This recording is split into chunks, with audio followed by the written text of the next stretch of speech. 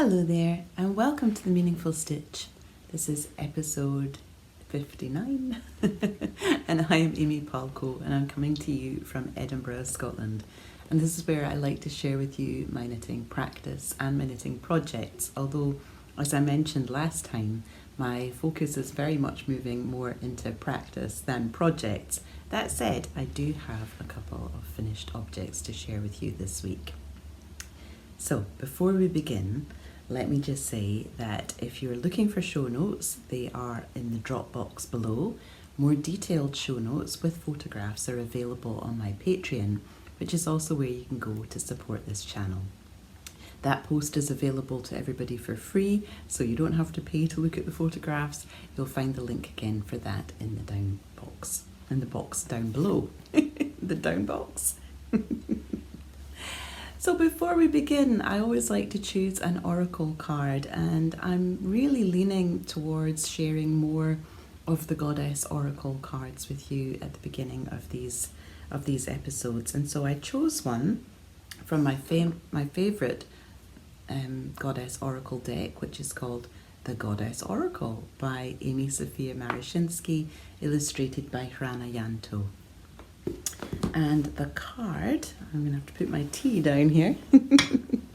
The card that I drew for us for today is this one here, and it's Shawl. And it's a card all about creativity, because I think of Shawl as the goddess of creative flow.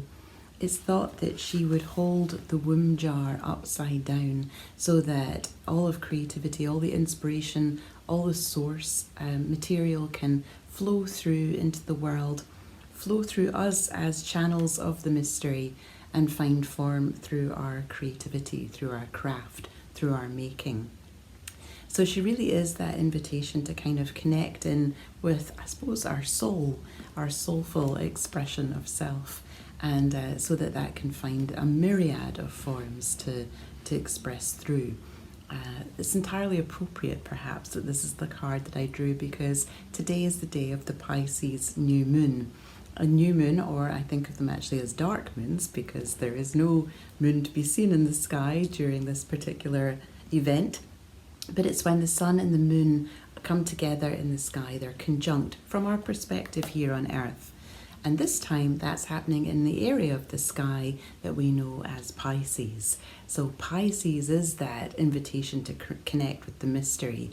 It is that sense of source flowing through us, about us moving into, I suppose, a deeper and more intuitive expression of our creative selves.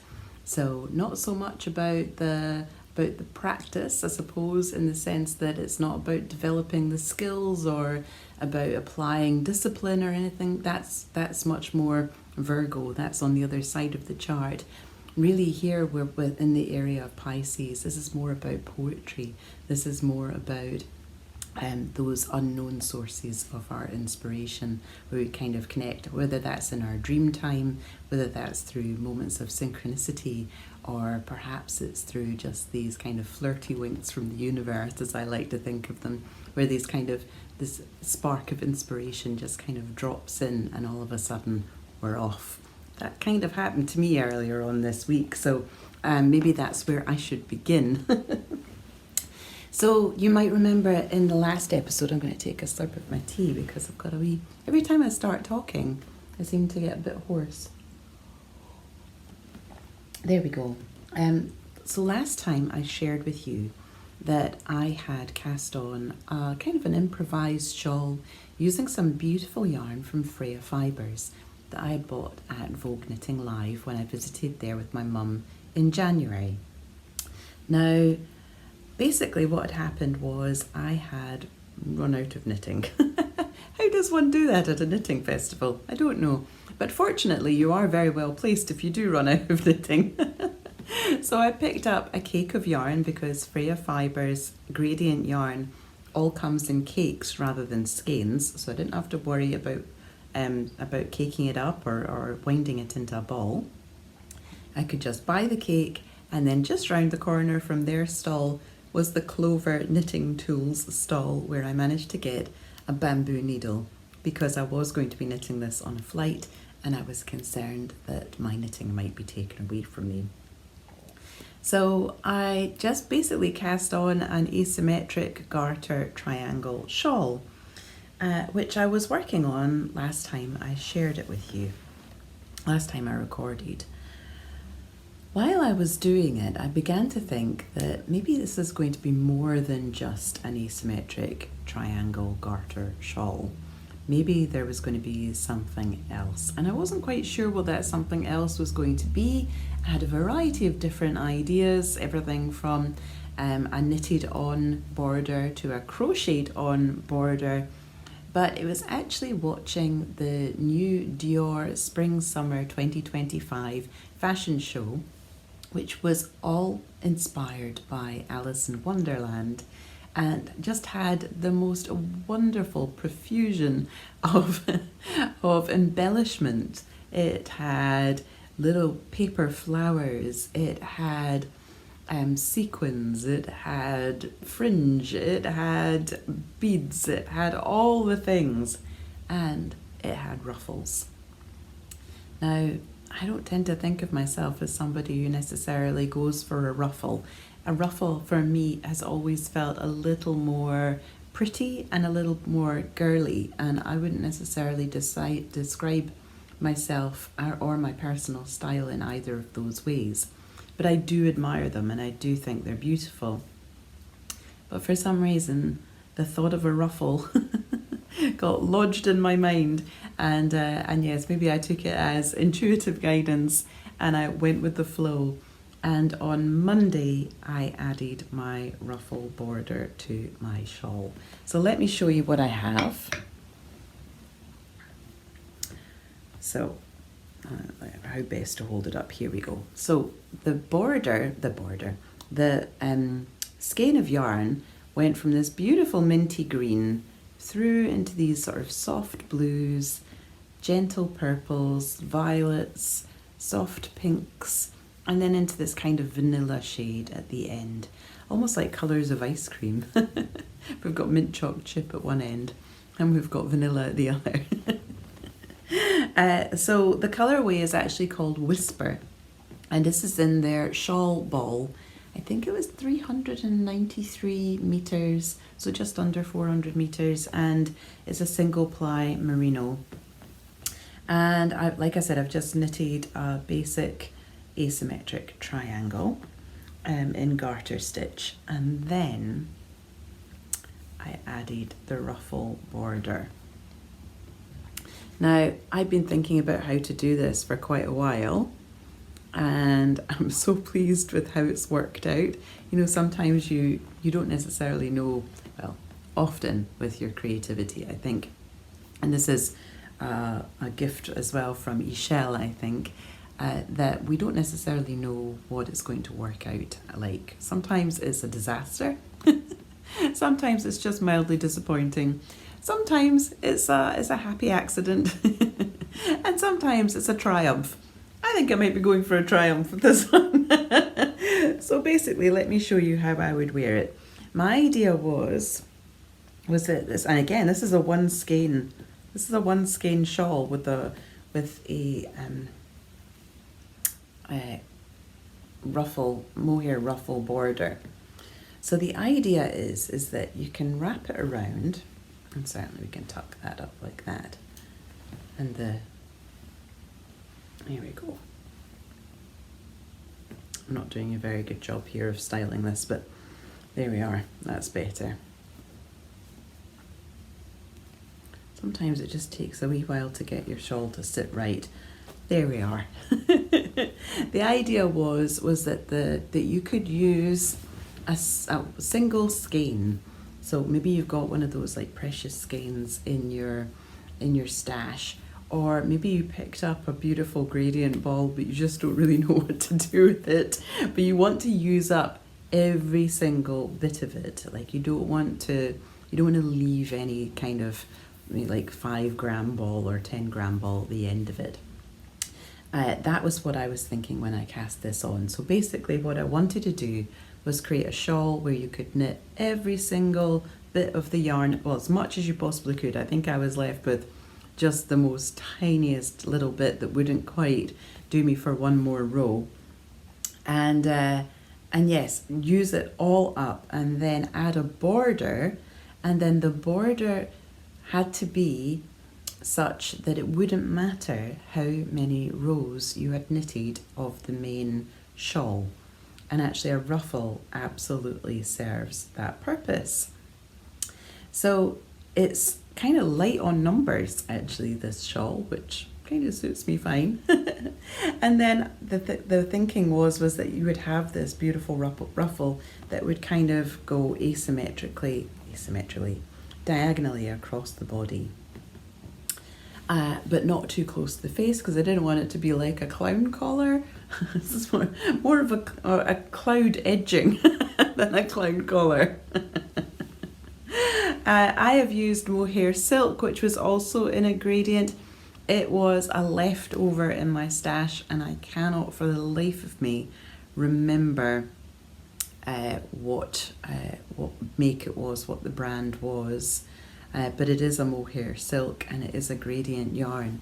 I think there is it Lana Grossa has got a gradient mohair out at the moment. And I have a ball of that in my stash as well that my mum gave me when I met her in New York. So yes, I know there are still gradient mohairs out there, but what you could even do is take a couple of different balls of mohair and the little 25 grams and use that to create your ruffle. So yes, I'm really pleased with this.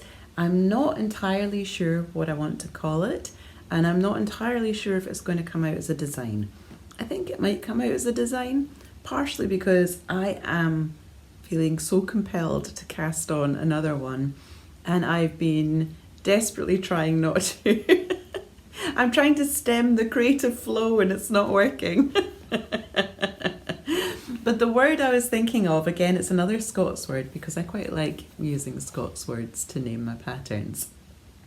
And the Scots word I was thinking of on this occasion was licht, Licht, which means flutter. And it's kind of, I think this kind of ruffle is kind of a bit fluttery. I think it's rather lovely. So I would like to knit a bigger one. I would like to knit one that uses 800 meters for the main part of the shawl. So I am looking at using this beautiful yarn, which is not in a very beautiful bag, but never mind. And this yarn is by Petit Point Parisien. Again, this is yarn that my mum purchased when she was in Paris, I think. Oh no, maybe she ordered it. And we divided it between ourselves. So she got half the skeins and I got the other half. So I have 400 meters of this lace weight, 400 meters of this lace weight, and 400 meters of this lace weight. So you'll see that this red colour here is mirrored in both of these yarns here. So my idea is to knit a striped shawl, so like the main asymmetric triangle using these, and then adding the ruffle using this red and, let me find it, this mohair, which is a Kremke Soul Wool Silky Kid, which is a perfect match. So the ruffle would be in these two yarns here, and the main piece would be in that one. So I think that could be really beautiful, having that red kind of picked up in the main fabric of the shawl, and then having this fabulous red ruffle. So I've even put my, I've even looked out my needles. This is how close I am to casting this on. I'm really excited about it. I should tell you a wee bit more about that yarn, however. It is yak lace twisted, 60% merino, 20% silk and 20% yak, and you get 800 meters to 100 grams. And this is half of that. This is 50 grams because my mum has the other 50. And I think I've got the names of the colours as well. I'm not sure whether I'll be able to apply them. I think, let me see, I think this must be Autumn in Tampere, which I think is in Finland, is it? Maybe not. Tampere, Tampere. And then I think this red colour must be Dahlia. And then this one here, I think, is called Insolence. But I could be wrong because I'm trying to apply the colour names to the, that looks more autumny, that looks more like a dahlia. So that's how I'm going about that. So that's my next cast on, and I am so excited. I just want to do it now. So yes, this is the Licht Shawl, and yeah, let me know what you think. I really like the idea of having a shawl where you can knit every single last bit of a skein of beautiful yarn, and then having this kind of fun ruffle added to the edge of it, so that it's very much about how you choose to wear your ruffle, your edging, kind of making more of a feature of it. So maybe even with the next one with the larger swathe of fabric, I might even do a slightly larger ruffle, make it a little bit more exaggerated, and give a couple of options. So there we go. That's my first piece that I've been working on, and I worked on it on Monday. And like I said, I totally got into the creative flow. I did not want to put it down. I kept telling myself, I have things to do. I need to get on with things. And I kept then saying, oh, but I'll just knit this last bit of the ruffle, or I'll just pick up these stitches because it'll be dark later on and then I won't be able to see, and etc, etc. So yes, I ended up knitting the whole thing, the whole ruffle on Monday, because I was just compelled, could not put it down. So that's always a good sign. I'm realising I haven't even told you actually what this is that I'm wearing. This is Pink Velvet by Andrea Mowry. I've knitted it in Drops Flora in this mid-grey colour. And my colour work, my contrast colour work, was Ching Fibre Melted Baby Suri, which I always think is a very strange name for a yarn. No, Melted Baby Suri doesn't sound very attractive, I have to say, but the yarn itself is lovely. and this is kind of like an opal colourway, and I bought this skein just at the beginning of the very first lockdown back in 2020. So I think this is possibly my first lockdown project. So the other thing I should say too is that I modified it slightly by doing corrugated ribbing using a mini skein in my stash, which was a merino nylon yarn, but it so perfectly matched the fluffy yarn that I bought from Ching Fibre. And I've also got that, I'll show you here, at the hem as well. So realised I should have probably mentioned that. What else do I have? I've got lots of things. Where do we go next? I will show you this because it's sitting right next to me and it's so super fluffy. So you might remember I knitted the Snow Crocus by Midori Hirose last year, round about this time last year actually, and I knitted it in some beautiful St. Magnus Angora, which I picked up from Ginger Twist, the Orkney Angora, and it's 50% Angora, 50% lamb's wool. And I held it with some of this, which is Holst Titicaca in the colourway Ecru. I think this is just in the colourway Natural. So yes, you can see what it looks like when you hold the two together. And like that, it becomes just a slightly thicker weight yarn. And even then, I would say it was a slightly lighter weight than recommended in the pattern, so I had to drop down a needle size when I knitted it. The pattern is one of the most complex and wordy and massive patterns I think I've ever downloaded, but that shouldn't put you off. You just take it you literally just take it one step at a time. And I think one of the reasons why it's such a big pattern is because she has different instructions for different sizes. So it'll tell you at certain points, skip to whatever page. And it was just a way of laying out all of the instructions for the different sizes. But it is a slightly more complex design, but I really enjoyed knitting it. But what I found was I wasn't wearing it quite as much as I had thought I would. And the reason for that is because I knitted it a bit short. I knitted it so it would just kind of land at my natural waist, but a lot of my clothes don't really suit that shorter hemline.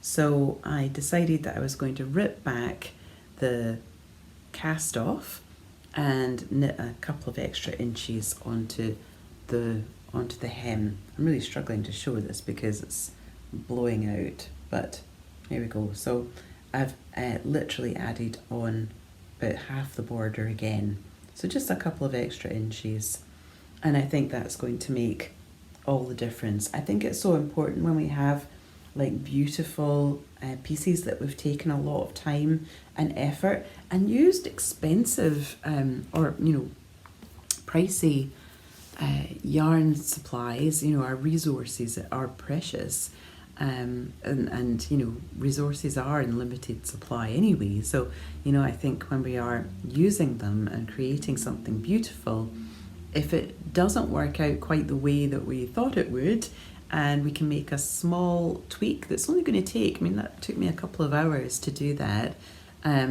but it's going to make it so much more wearable. I'm going to get a lot more use out of this jumper now that I've added those extra couple of inches. So I just wanted to share that with you in case you have maybe something, a jumper or a cardigan or whatever it is that's maybe sitting pretty much unworn, that you were so excited about while you were making it, and really it would only take like adding maybe an extra inch to your sleeve. Maybe that's all it is.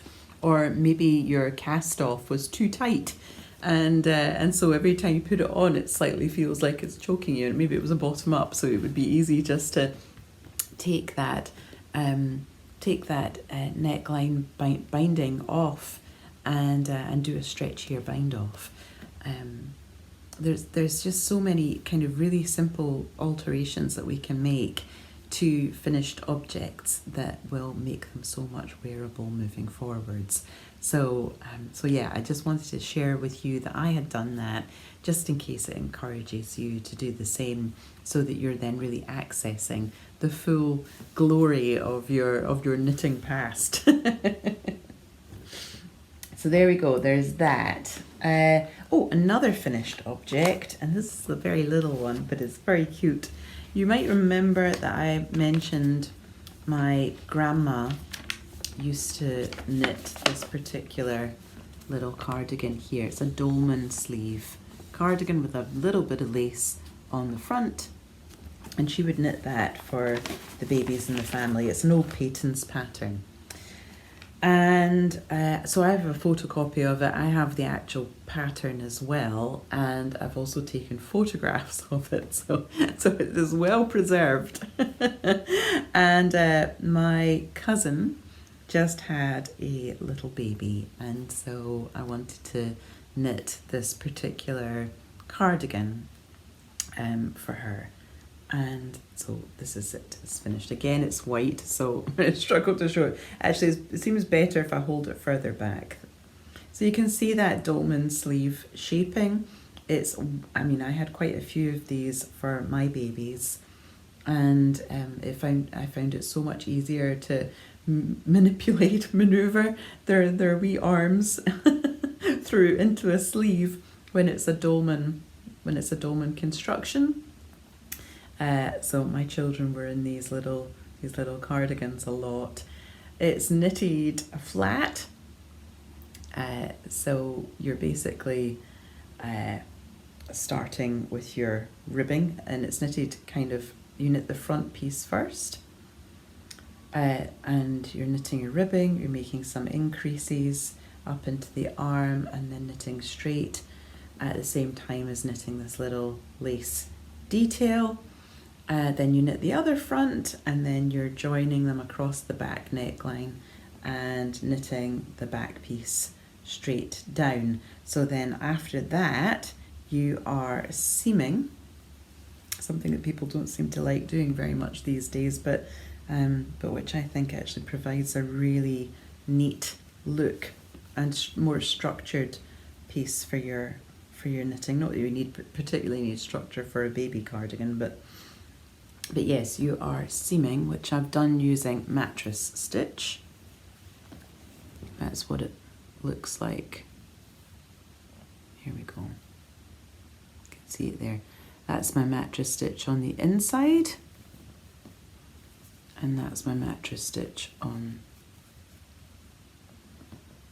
that side. So you can see it creates like a really neat seam. And then you're knitting your button bands separately. Now my grandma used to knit the button bands at the same time as she knitted the rest of the fronts, and she did that using garter stitch, but I only remembered that after I had started. It's been a while since I've knitted these. So I knitted my button bands separately.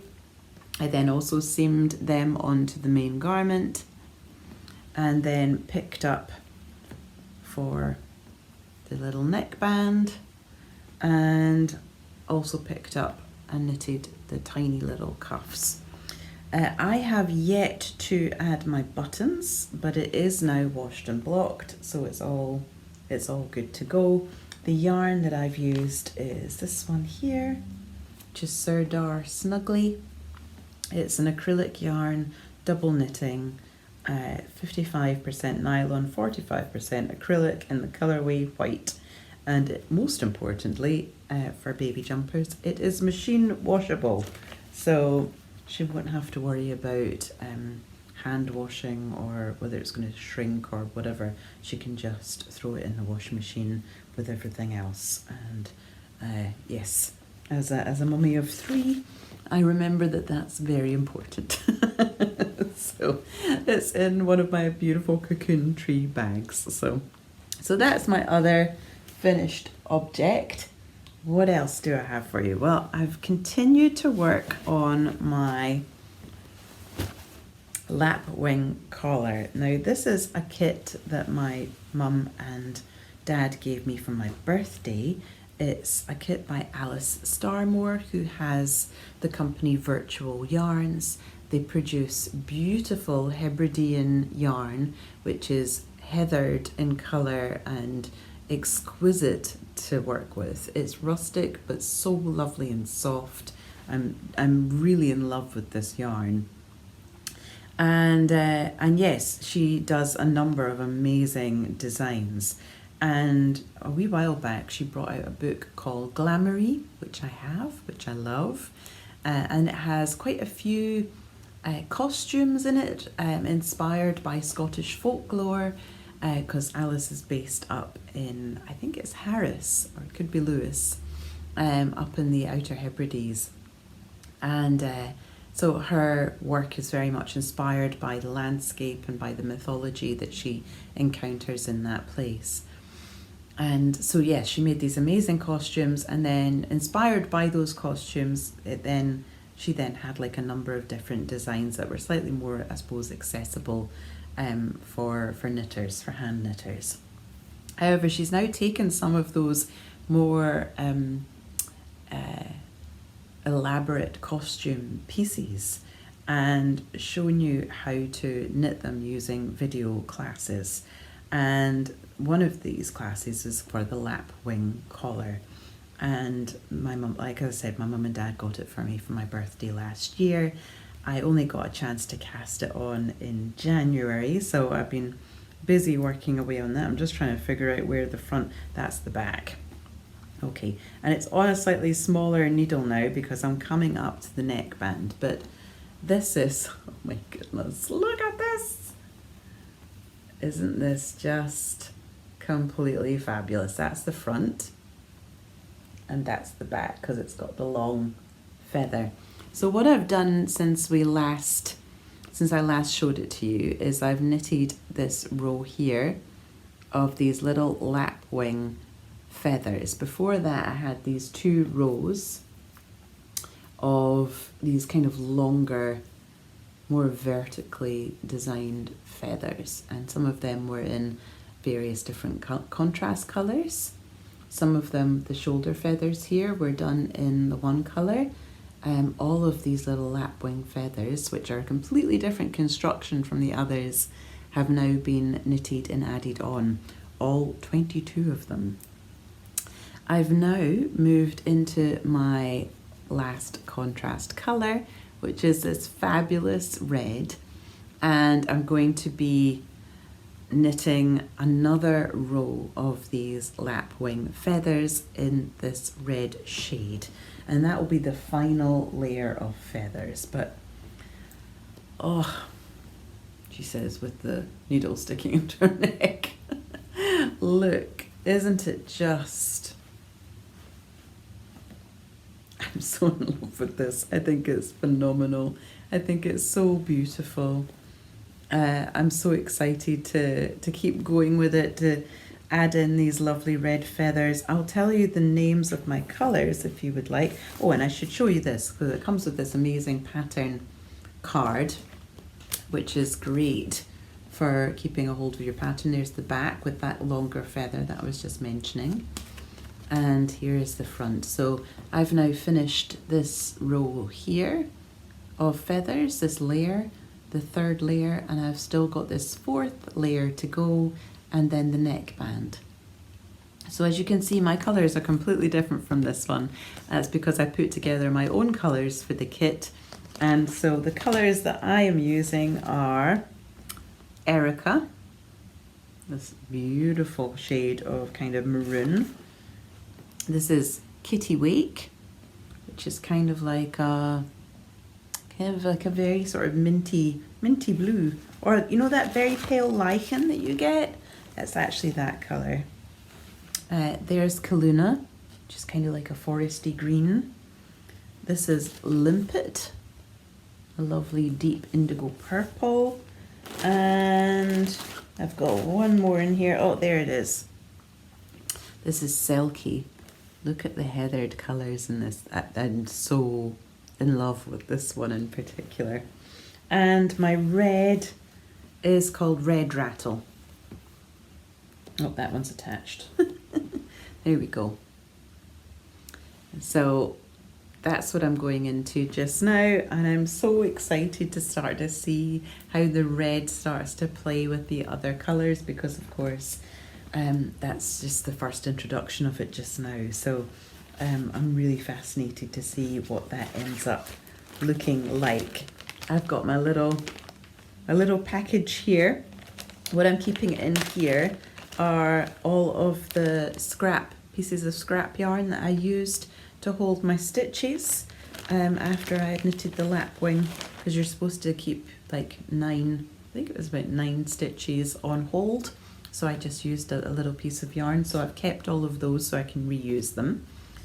And that's my little cake of the yarn that I'm going to be using. And this is my needle. Now I am using the Chiagu Shorty interchangeables on the longest cable that's provided in that little kit, which looks like this. And the other thing I have been keeping in here, but I realised I've taken out to use to weave in the ends on my snow crocus jumper, is a needle to kind of pop them on hold, pop all my stitches on hold. So I'm just keeping that in a little bag like that inside the main bag. So every now and again I can just pull it out and knit another feather. These feathers, these longer feathers here, I would say were taking me round about half an hour to 40 minutes for the longer ones. 20 to 30 minutes for the shorter ones. The construction for the lapwing feathers at the top, these little short ones, was really very different from these, as you can tell. And I would say maybe they took me about 20 minutes each to do. So, but when you have 22 of them, that can take some time. I am really trying to, do this as best I possibly can. So I did lots of gauge swatches before I started to make sure I had the right needle size and I had the correct gauge. I have been weaving my ends in as I go, and as you can see, I've got quite a lot of ends at the moment, and this is all the ends from this row where I joined all of the lapwing feathers. So the next step for me is to weave in all of these, and Alice Starmore has created all of these videos to show you like the best way to do all of that. So I'm going to be weaving all of those ends in while I have the light, and that's actually something that I struggle with it every year. In Scotland we have quite short days and longer nights over the winter period. That is starting to shift because then in summer we have very long days and quite short nights, and we do get a lot more light.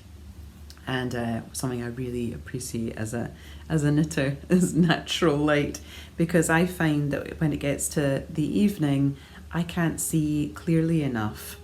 Oh, somebody's blowing their horn. I can't see clearly enough to weave my ends in with the care and the detail that I want to bring to this particular piece. So that's why they're all still hanging out, because I haven't had time during daylight hours to sort that out. I have dropped, talking about gauge swatches, I've dropped my needle size quite a few times, twice I think, in order to achieve gauge.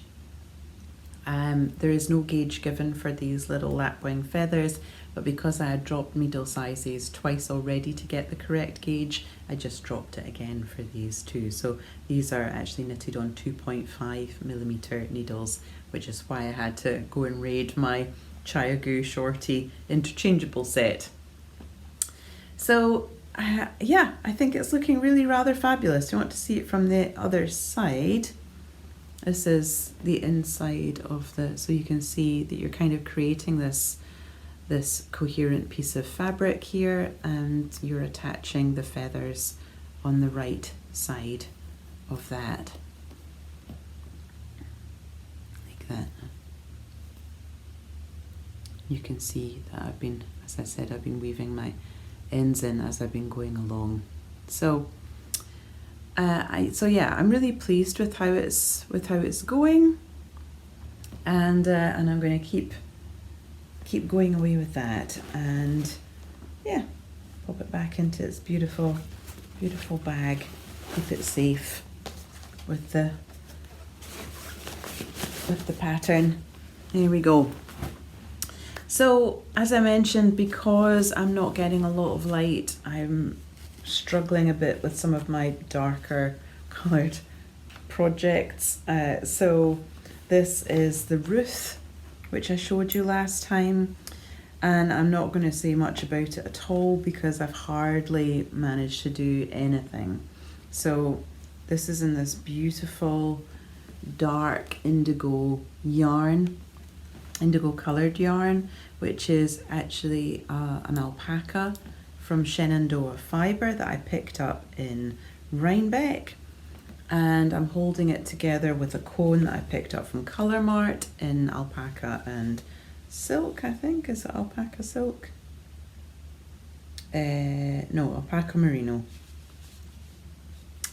So I'm holding those two together. The Ruth is a lovely pattern by Julie Weisenberger, and so it's knitted according to the Cocoa Knits sweater method.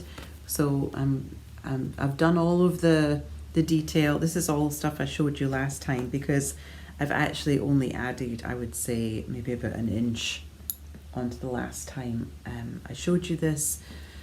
not only is it in dark coloured yarn, but also because it's being held with a lace weight, I'm also having to be very careful to make sure that my needle is going through both strands of yarn, and again, that's proving quite tricky with the lower light levels. So I'm not going to say any more about that, but I am hoping to begin to make a little bit more progress on that. We are starting to get more light finally, and yeah, in March our clocks will be going forward, so we'll be getting more light again. So yeah, we're getting there. But another dark yarn project, and I have been making a bit more progress on this, is my Soho Square by Jackie Rose that I have modified to create thinner stripes of fluffy lace weight alpaca boucle.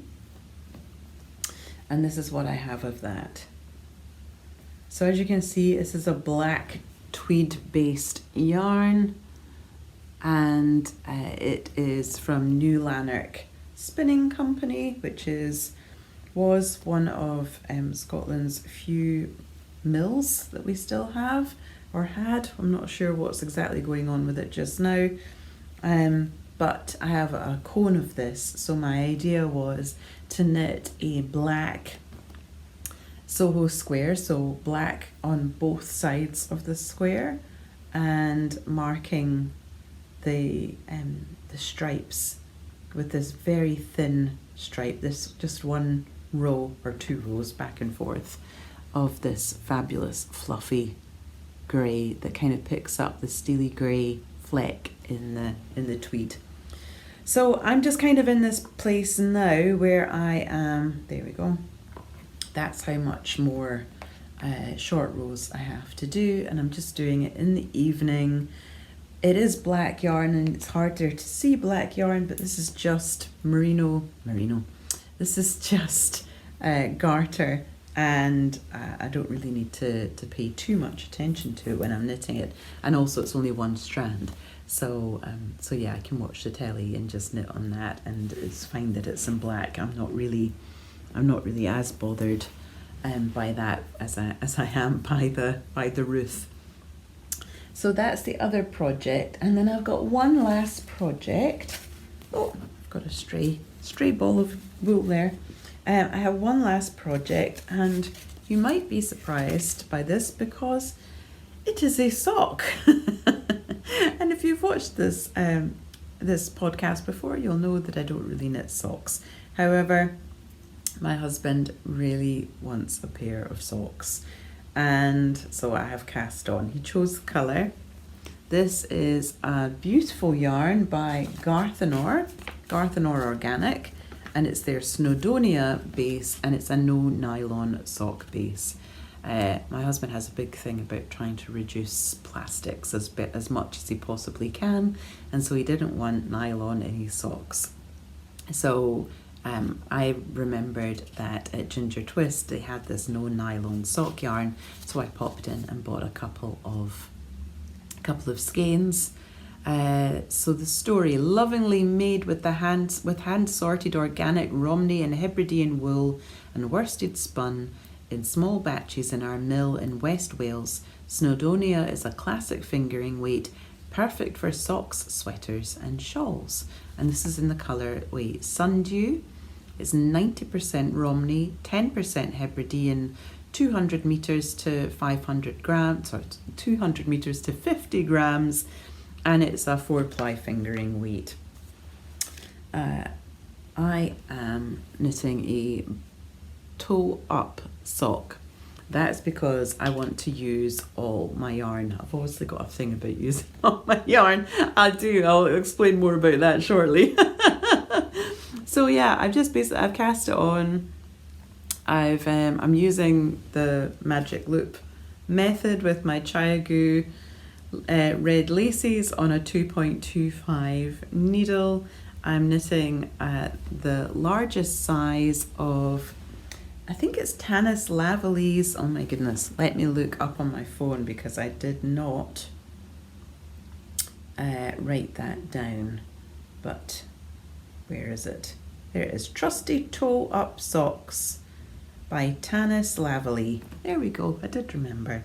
So basically, these are knitted toe up. We cast on with a Turkish cast on here, and then we've got our increases to create the toe, and I'm now just knitting the foot. So it's just very straightforward knitting.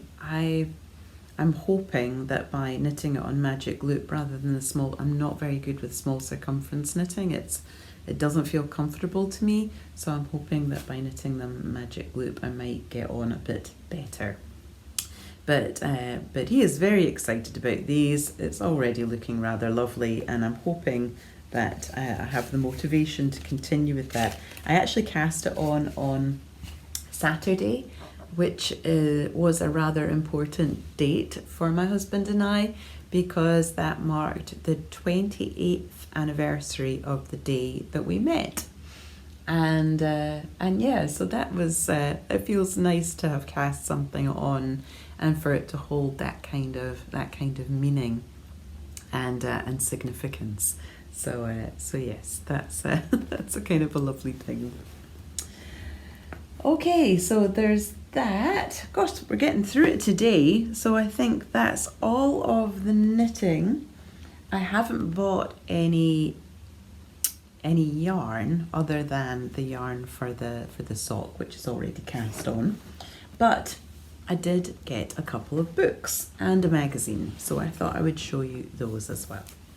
So this was delivered, I think, was it just before or just after I recorded last time? It's Lerke Bagger's Knit It Out, and it's basically a memoir meets knitting book. So the back of it says, Lerke Bagger, author of Close Knit, which I also have, and the creator of the Alone Together sweater, returns with a new collection of patterns and a powerful reflection on the healing power of knitting.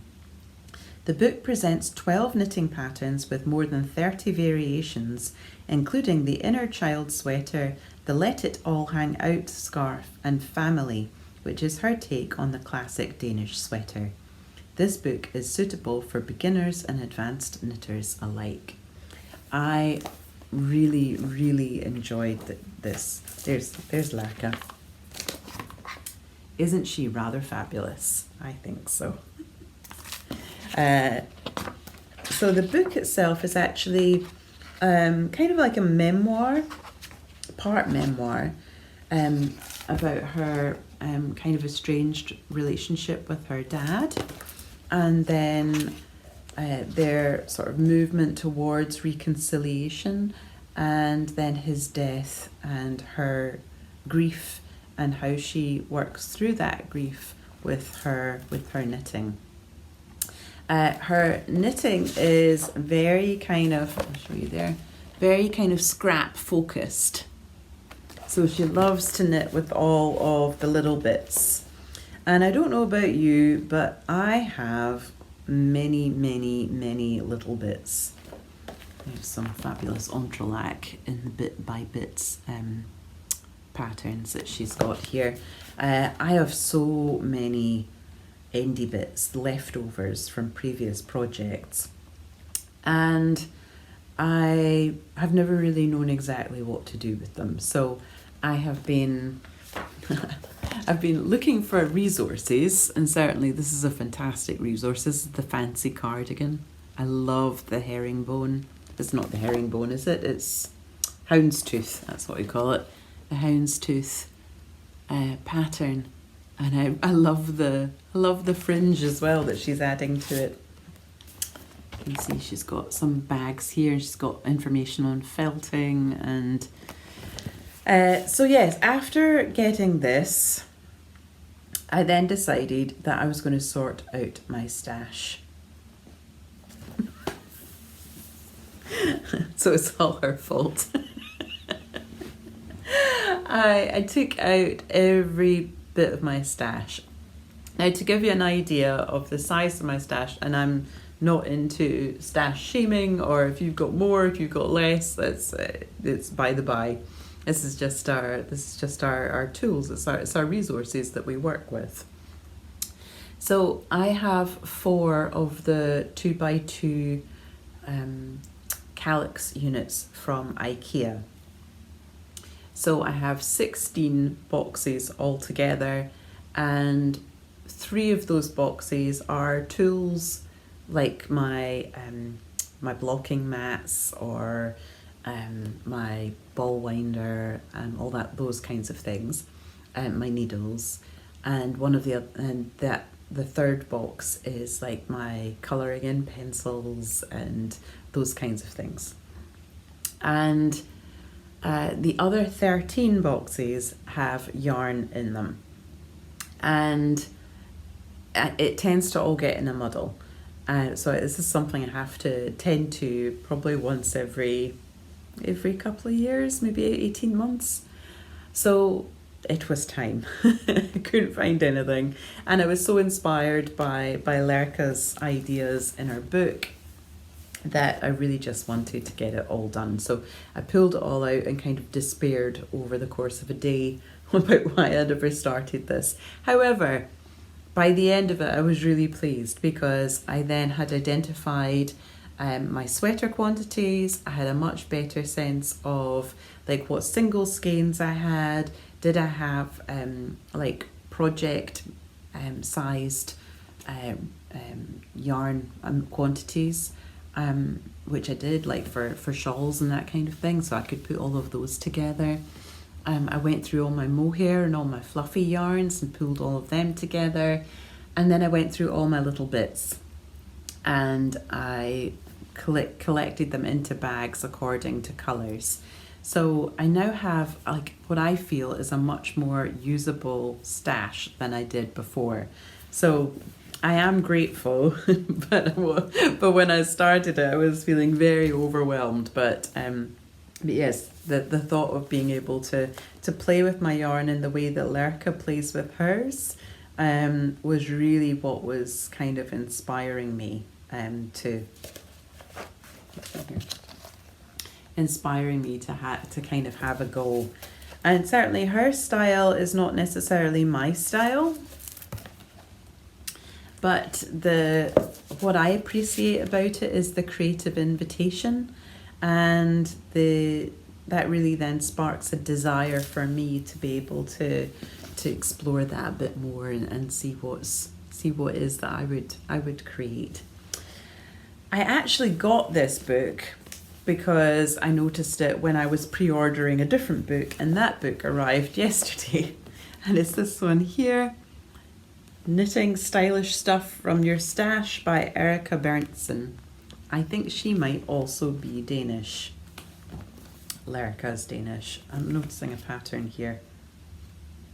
I think she's Danish, or maybe she's Norwegian. I'm not sure.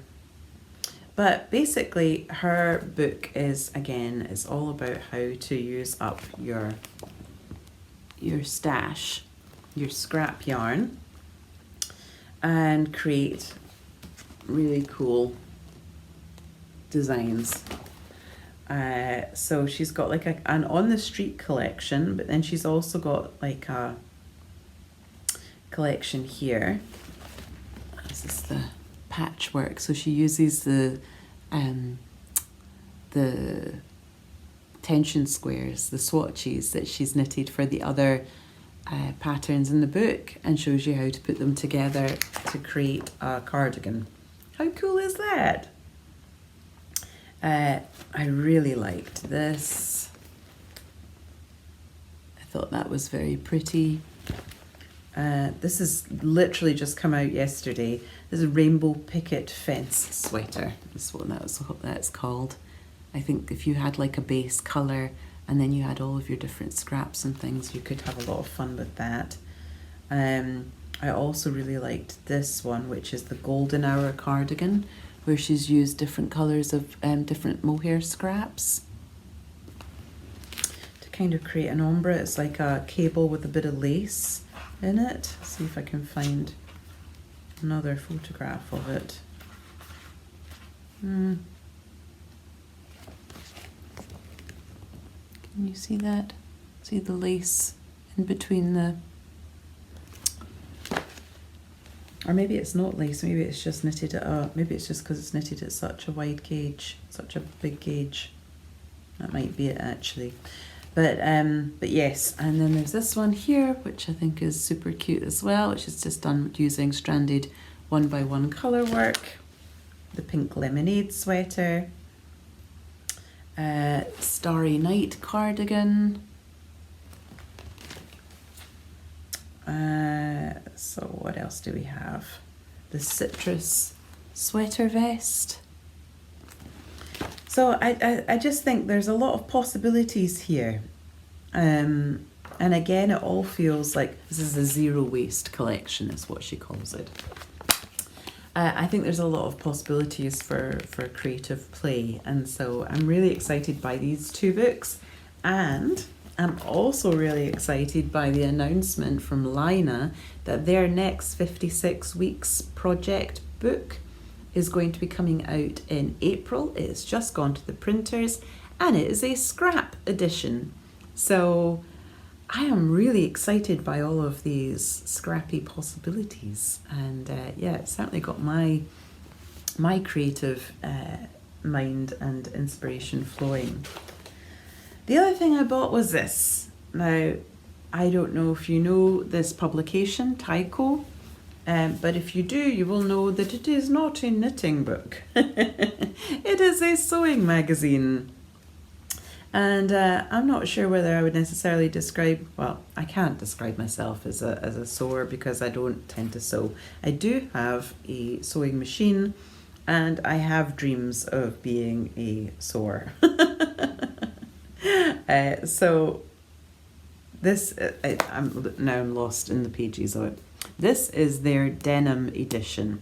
It's their most recent edition. It's already gone through to a second printing, and I picked mine up from Ginger Twist, and I think this was possibly, if it was not the last copy, it was the second last copy. So it's a very popular edition, and it's not that surprising. Why? Because I just love every single piece. Look at these.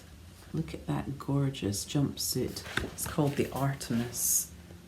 And then there's a second jumpsuit pattern too, called Queenie, which again I also love. And then there's this kind of tunic dress, which I think is lovely. Here's the Jessica that's got these cool fringing on it.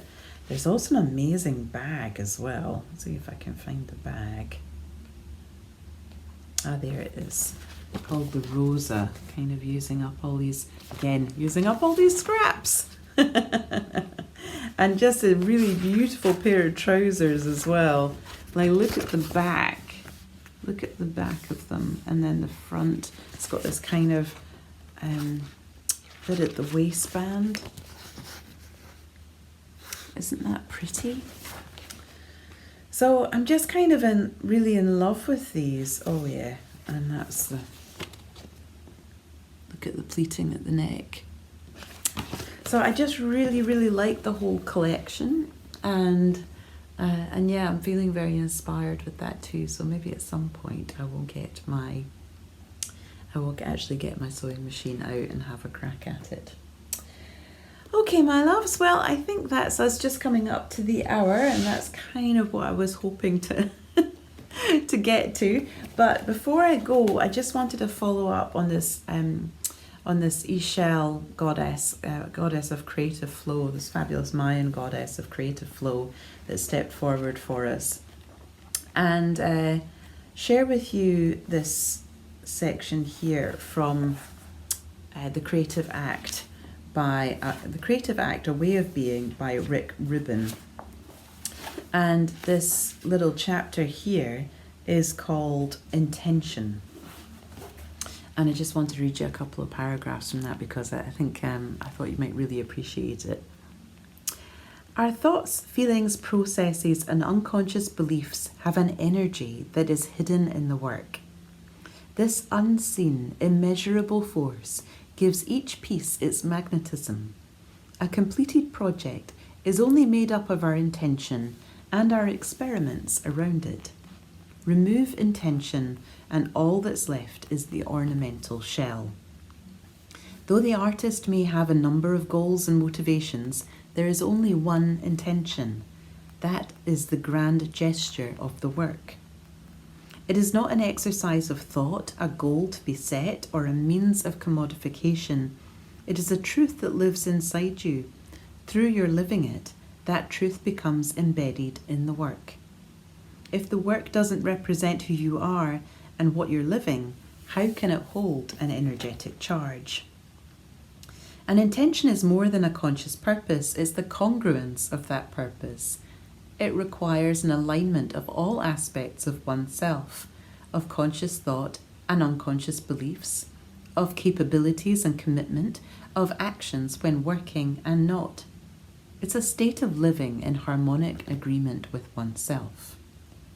Not all projects take time, but they do take a lifetime. In calligraphy, the work is created in one movement of the brush. All the intention is in that single concentrated movement. The line is a reflection of the energy transfer from the artist's being, including the entire history of their experiences, thoughts and apprehensions, into the hand. The creative energy exists in the journey to the making, not in the act of constructing. Isn't that cool? So I just wanted to leave you with that, and partially because it is the dark moon in Pisces, and the dark moon is always a time to plant our intentions, our seeds, and I think in our making it's really kind of fertile earth to plant those intentions and to kind of think about intentionality as we approach the creative process. So I just wanted to leave you with that, and to wish you happy making, and that I'll be back again in a couple of weeks' time, hopefully with some more progress on my Lapwing collar, maybe even onto the second half of the Soho square. You never know, and I'm pretty sure I'm going to have cast on another lift shawl at the same time. But yes, I will speak to you again in a couple of weeks' time. In the meantime, take good care of yourselves, and lots of love.